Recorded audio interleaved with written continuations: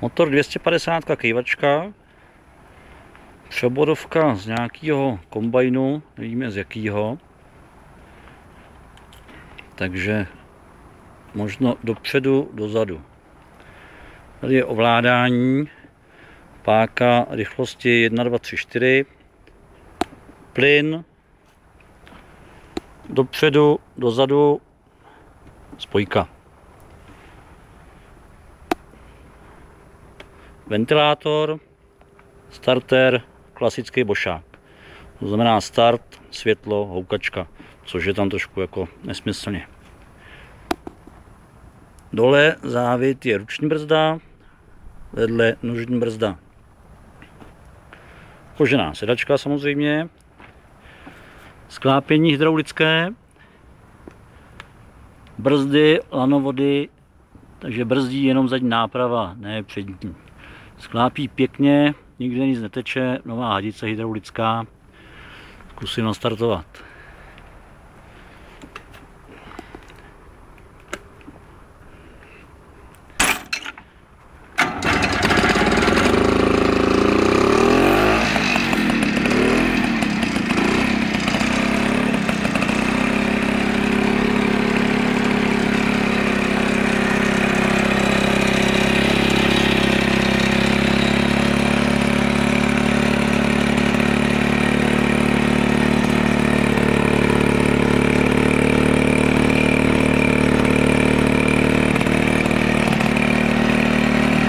Ventilátor, důležitá věc. Zapnem.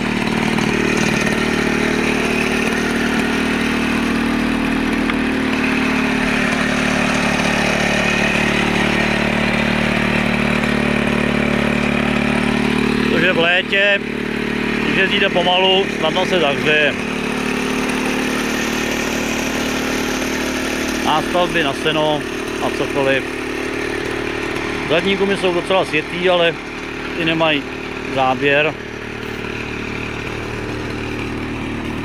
Jinak nová barva všude, udržovaný, namazaný.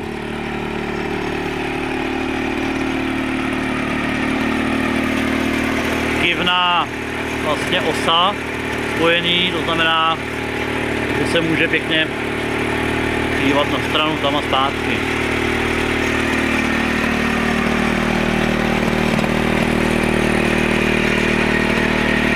Nový gumy.